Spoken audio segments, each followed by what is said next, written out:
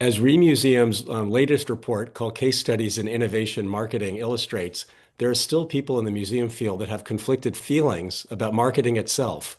So we're here today to talk about the fact that museums need to be engaged in marketing because they need to understand their audiences and they need to attract new audiences and new generations.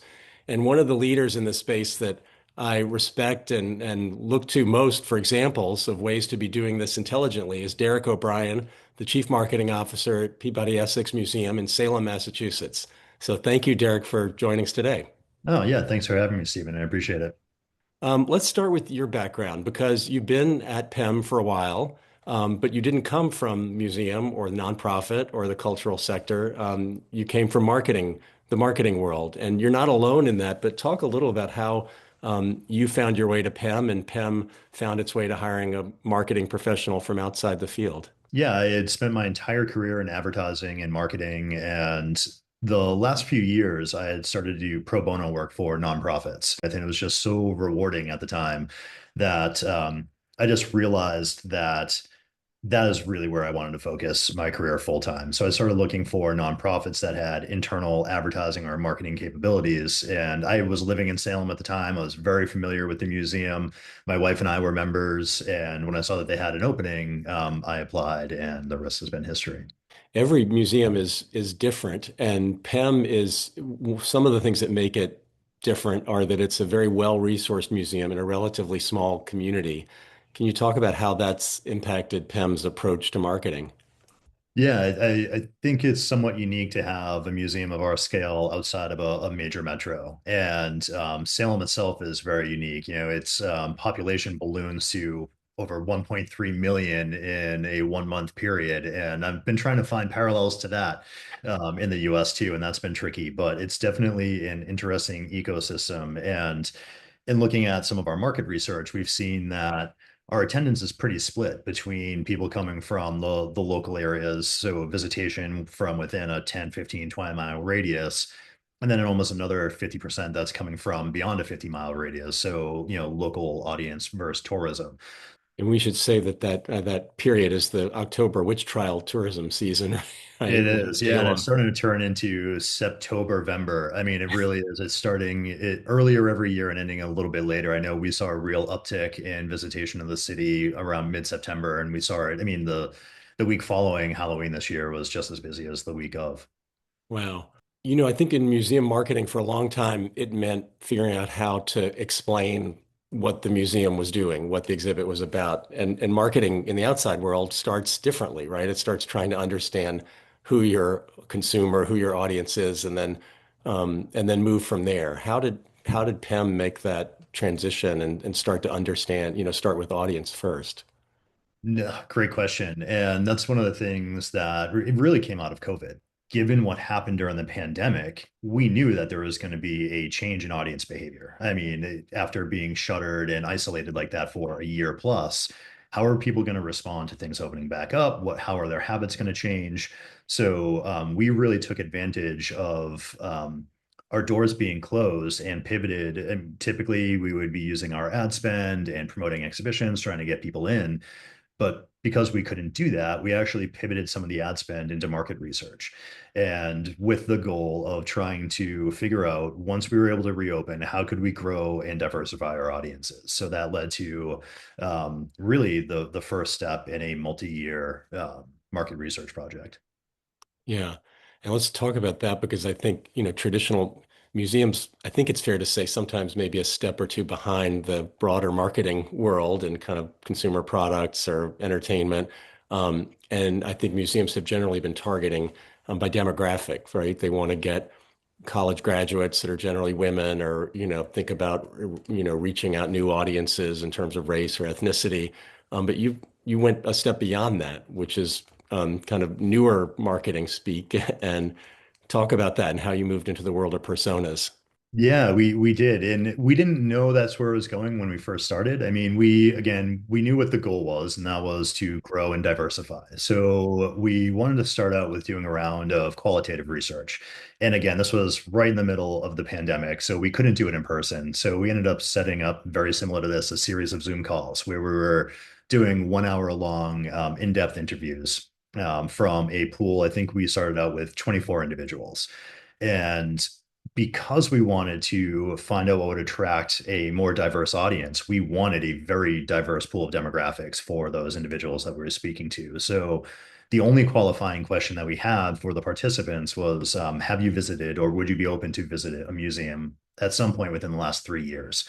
And typically I would have that be a 1 year period, but given that we were right in the middle of a pandemic and nobody had gone anywhere for over a year, we extended that to a 3 year period. So we weren't setting out to change the hearts and minds. This wasn't trying to convert non-museum goers to museum goers. We knew that there was a large portion of our both local and regional population that was open to going to museums, but they weren't coming to ours. So we wanted to figure out why. So what was motivating people to go to a museum, and just as importantly, what was preventing them from going to a museum? And we went into it blind. We didn't want the interview subjects to know that this was for PEM. We did sneak some PEM specific questions towards the end of it, but at that point, we had gotten the bulk of the information. So we really ended up with a group of wide-ranging demographics, and that was across, household income, ethnicity, age, marital status, really a very diverse group. So, in everything that I had seen, just as you had mentioned from museum market research, was it was very demographic focused. Like, how can we attract more high income, high education? How can we attract that group? But when we went into this, because it was such a diverse group, what we saw, we were asking questions across a 0 to 10 scale. How artistic would you qualify yourself as? Zero being not artistic at all. I can't even draw a stick figure to, 10 being I am an artist and this is who I am. So we started plotting all those answers out across all 24 respondents. And what we ended up seeing when we plotted these out on a spider graph, we saw three really distinct shapes start to pop up. And those shapes represented an individual's mindset and what really drew them to going to a museum.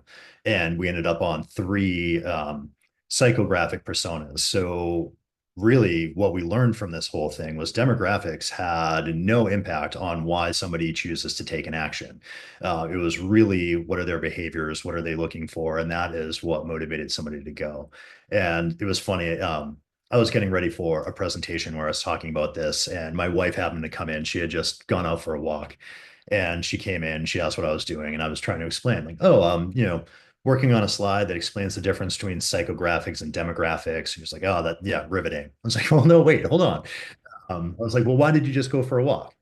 She's like, I like being outside. I'm stuck inside all day. I like going outside, getting some fresh air. And she was giving me all of the reasons why she liked going out and spending time in nature and taking a walk. I was like, all right, so you didn't go out because you are a married female that, is in this income bracket or anything. So why would we approach museum marketing and drawing people in any differently? So tell us about what were the three personas that you identified with So that we ended up mapping? with three very distinct personas, and one was, and we named all of them. So we had Artsy Alex, who was interested in that was who we that's who we thought was going to be our core visitor is somebody that was coming for the art. I should say that in conjunction with making the personas, we also did journey mapping to figure out experience highs and lows for each group. So Artsy Alex was there. They were coming in to get motivated by the art. Their experience high was in the gallery. They really want to go. They want to be inspired. They're not really reading the wall labels. They're not pulling in all of that information. They were going straight for inspiration from the art. Then we had our learner leads. They were going to learn something new. These are your trivia geeks. They love going out and learning something new. They are reading every label that they come across. Their experience high was actually after they leave the museum, where they're talking to friends, family about all of the interesting things that they learned during their visit. And then we had social Sams. And what was interesting about Sams were the fact they were really just interested in the social experience, and the fact that that experience happened in a museum was almost secondary.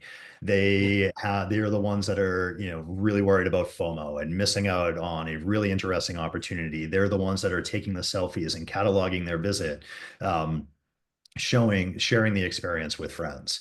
So those were really the three distinct personas that we had. And then in addition to the journey mapping, experience highs, lows, we saw a lot of parallels there. And that's really how we started to determine where the areas of focus were going to be for us first.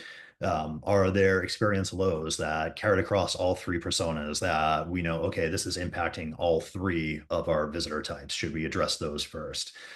So that was a really helpful exercise as well. So I'm sure you were told, like, well, there's some people who aren't any one of those three, right? Or who are we leaving out, right? Yeah, so that actually led to a whole other research exercise because again, the information was fantastic. I mean, you really get a lot from talking to an individual for an hour, but it was only 24 individuals. And that's where we got, well, what about this? And are you sure that this is going to hold up? Like, what if you talk to 100 individuals? Are you going to find Yeah. two more personas? Or are Lee's and Alex's actually the same? And there's another one that you're missing. So, following the qualitative research, we went into a whole quantitative research phase where that was actually twofold. Why we wanted to approach that. One was to really pressure test the three personas that we came up with, made sure that they held up at scale to see, are we missing one? Are two of these actually one? So, really just to validate the research that we'd already done. We also wanted to determine how much of our current audience fell into each one of those segments and then compare that to the market. So we could determine, okay, 35% of our current visitation is made up of learner leads, but our regional market, 70% of that population, I'm making this up, but 70% of that Right. population identified as leads. So where is the greatest growth potential and where do we want to focus our marketing efforts once we could reopen? So we basically did two rounds of quantitative research, which were two large scale surveys. The first one went to our current visitors. So this was anybody that was on our email list, following us on social media, like those that were familiar with PEM, and we knew that we're our current audience. Then the second round went to the region. And that was just, we did that through, I think it was SurveyMonkey, sent it to the greater Boston regional market. And that is really where we started to figure out where were we over indexed, where were we under indexed, and where should we be focusing. I say that museums need to be for anyone, but they can't be for everyone. So Exactly. one of the points is even after all that work, you were still left, if someone was really challenging, you needed to admit that no, this does not include everyone who might come because you can't market that way, right? If museums are undertaking this, you can't do this with seven personas, right? There's some limit. I'm glad that we ended at three. I mean, even five would have been a lot Yeah. because we have limited resources, we have limited ad spend, and you really need to be targeted with where you're directing that. And that went back to even when we first started that first round of qualitative.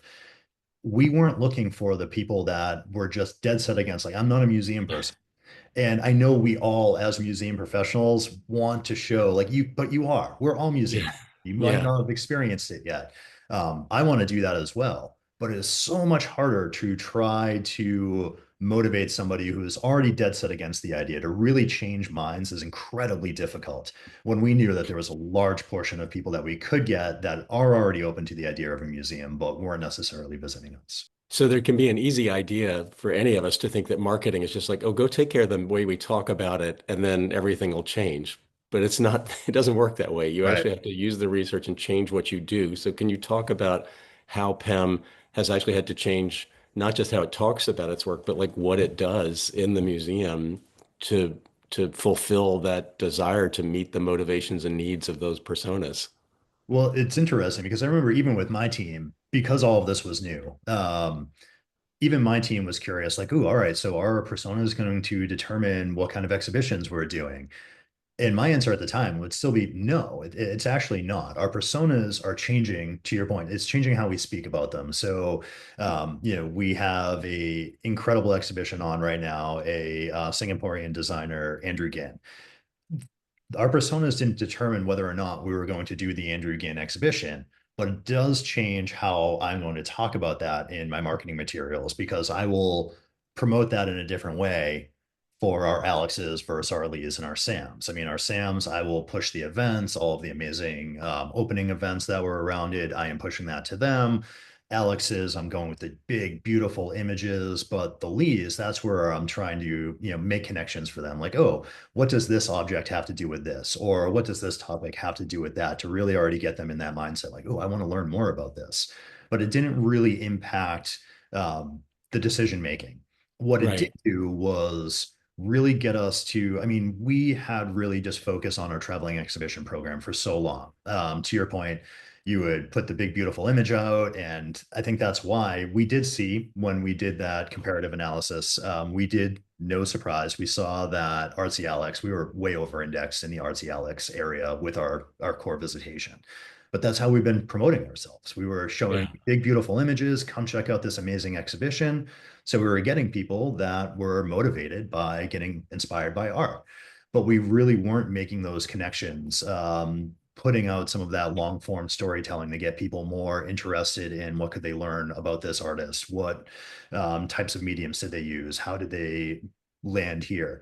So I think having those personas really changed our approach to marketing and our messaging. You gave me an example. You mentioned kind of your wife's question about personas, but you mentioned that you and your wife are different personas, and yet from one lens, you're different genders, sexes, but you have the same household income, you live in the same zip code.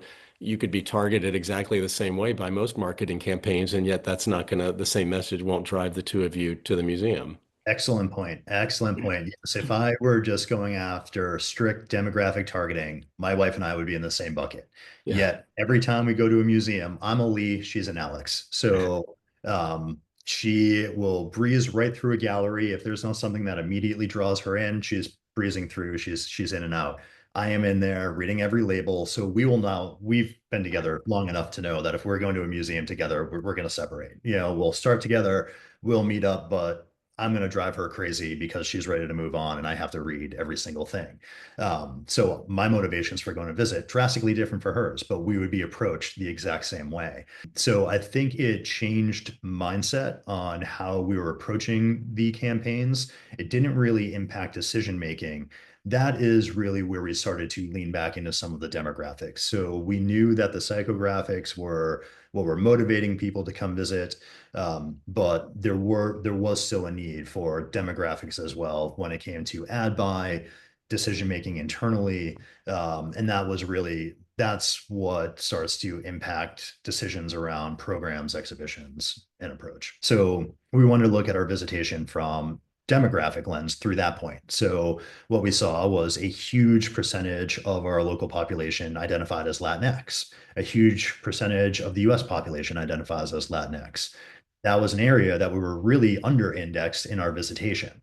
So that was an area that we saw there was a potential for growth there. So we should really focus on the Latinx population when it comes to being bilingual and accessibility.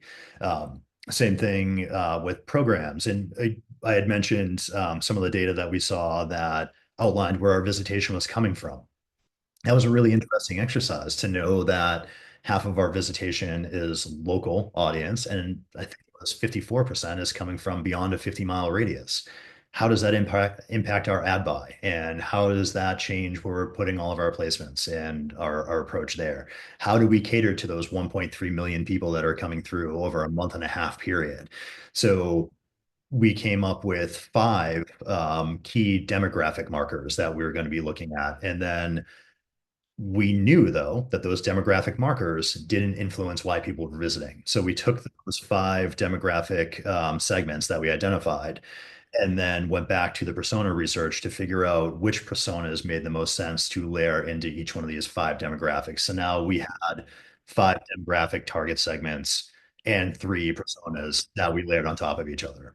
Ideally, and we're working on this right now. This is very much a sneak preview, but what we want to do is we now know who our audiences are and what motivates them to visit. And then we also know what the museum is looking for in all of our experiences. What are our experience criteria? So now that we know what our visitors are looking for in an experience and what we're looking for in an experience, that gives us a rubric that we can start to evaluate all of our current programs, determine here's everything that we're currently doing. Does it make sense to keep doing these five things that are all attracting this one audience, or do we drop two of those in order to bring two more programs on that will attract this audience that we're not engaging enough with? Because that has been incredibly difficult, is to determine what to stop doing. And this will start to give us a way to figure that out. And we haven't even gotten into, so maybe for a minute, talk about how this has led to your development of a whole neuroscience-based approach to the museum's work, right? Yes, we are incredibly fortunate that we have Dr. Teddy Asher on staff, who is a neuroscientist. She has been invaluable. She's with us on the marketing team now. This is not my area, so I'll do my best. But we'll have subject groups come in, and we can hook them up to uh, different mechanics to figure out what their brains are actually doing as they're in the space interacting with the art. What is compelling them? What is drawing them? With the goal that you're trying to drive like a brain-changing moment, right? Exactly. And what actually formulates, what actually causes a memory? How can you actually start to measure impact, especially over time? Because most of the ways that we're finding this out is if somebody is leaving the museum or leaving a gallery, you have an exit survey and you ask how their visit was. They were counted in that moment. But I know I've been impacted by a museum visit months, years after it. There could be something that happens to me in my life that triggers a memory that I had at a museum years ago. How do you capture that? So those are some of the things that we're trying to view now. How would you say the museum reflects on the changes that have results that have come from that work? We have change programs. We've really made a considerable effort to really build a relationship with these audiences, and you can see it. I mean, you come into the space, and we've we're not there yet. We're still working on it, but you can visibly see a change in our audiences when you go through the space. We have a much more diverse group of individuals, and when I talk about diversity, I'm not just talking about ethnicity, it's age, um, education level, ethnicity, living area. I mean, we've always seen a large portion of visitation coming from beyond that local market, but because we're tapping into that tourism zeitgeist that happens in that, Yeah. two month period, we're seeing a drastic change during that time period. So yeah, we're getting there. We still have a lot of work to do, but it's great to see that these efforts have been paying off. Well, it's exciting to hear about for me, and it's exciting to share it with others. So, Derek, thank you so much. No, thanks for having me again. I appreciate it. It's always exciting. Pam is leading the way, We anyways. try. Yeah.